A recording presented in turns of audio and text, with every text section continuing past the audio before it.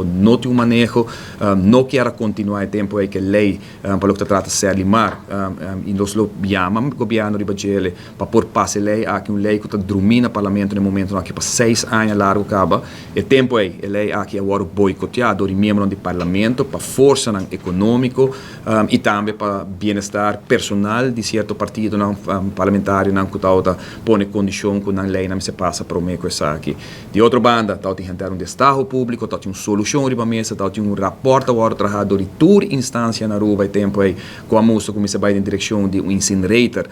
para Aruba combinar com sanitary landfill seja o último plano que tal tinha em 2019 e lamentavelmente até dia já não continuar com ele por motivo de boicote aqui que tomou lugar. Pero, mientras tanto, saúde de gente no bairro aqui está simplesmente na peligro. Na 2017 acaba 2018 pago a mostra de hecho que não por continuar na direção que nós papel claro e raspar é vento, é aire, é atmosfera da área aqui tá cria maleza, tá mostra que é pic para o que trata é aspecto canceroso, para fastidioso que a pessoa